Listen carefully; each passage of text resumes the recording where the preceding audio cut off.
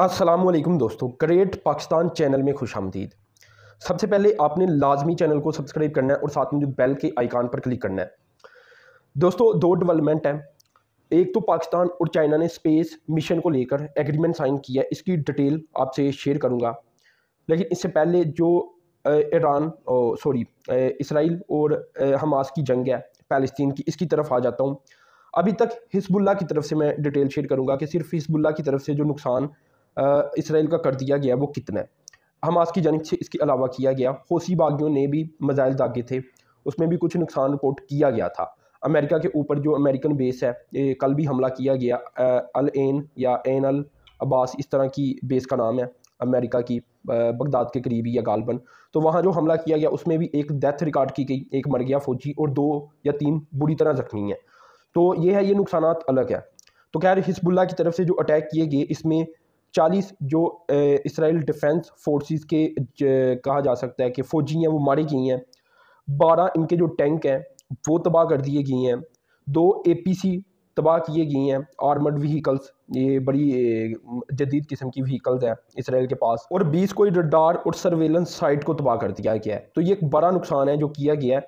अगर हिजबुल्लाह और हमास को लेकर देखा जाए तो वो जंग में आ गई हैं इसराइल से, लेकिन अगर तो सिविलियन को काउंट कर लिया जाए तो वो बुरी तरह मुतासर हो रही हैं, शहीद हो रही हैं। कल भी बमबारी बुरी तरह जारी रही और सबसे ज़्यादा कल बमबारी रिकॉर्ड की गई, जो कि मुसलसल जारी रही, और इससे यकीनन हज़ारों शहीद हुए होंगे फ़लस्तीनी। तो ये जो आम लोगों का नुकसान है, जो एयर स्ट्राइक में मारे जा रही हैं, शहीद हो रही हैं, इस नुकसान का तो कोई मुकाबला नहीं है। अगर इस नुकसान को निकाल दिया जाए तो हमास और हिजबुल्लाह ने इसराइल को इस वक्त तगनी का नाच नचाया हुआ है और ये आ गए हैं इस वक्त इसराइल से।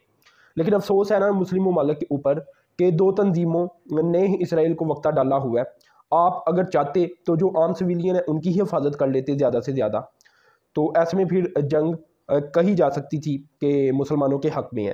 खैर, जो दूसरी डेवलपमेंट है इसकी तरफ चलता हूँ। ये दोस्तों, पाकिस्तान और चाइना ने एक रिसर्च स्टेशन बनाया जाने लगा है साउथ पोल मून के, चाँद के।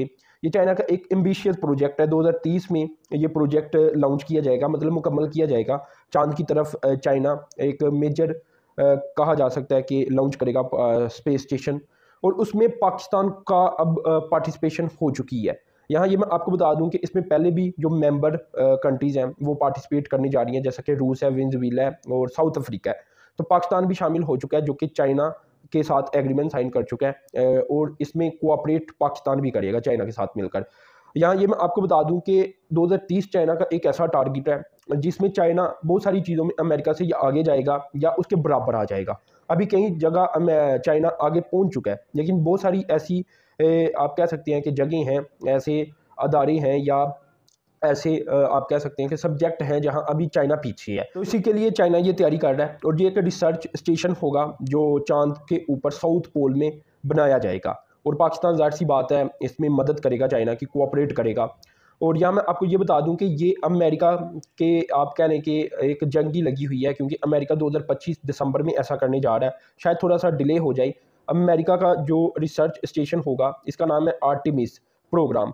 इसमें ये है कि जो कंट्रीज़ हैं उनकी तादाद 29 हो चुकी है। इंडिया भी अमेरिका के साथ ताउन करेगा, लेकिन चाइना भी अब मुख्तलिफ जो अपने पार्टनर कंट्रीज़ हैं उनके साथ एग्रीमेंट साइन कर रहा है कि जो हमने स्टेशन बनाना है, रिसर्च स्टेशन, उसमें ज़्यादा से ज़्यादा ममालिक पार्टिसिपेट करें।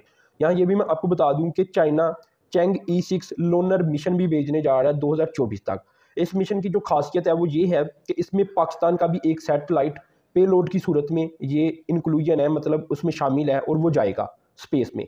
तो चाइना नेशनल स्पेस एडमिनिस्ट्रेशन की जानिब से ऐलान कर दिया गया कि ये जाएगा, और उसमें मुख्तलिफ ममालिक के पेलोड होंगे पाकिस्तान के अलावा भी, जैसे कि यूरोपियन स्पेस एजेंसी का पेलोड होगा, फ्रांस और इटली का भी होगा, और इसके अलावा पाकिस्तान का। तो ये बड़ी डेवलपमेंट है, क्योंकि जो पाकिस्तान है ये स्पेस के लिहाज से बहुत ही पीछे है, ठीक है, अपने हमसाया मुल्क इंडिया के मुकाबले में।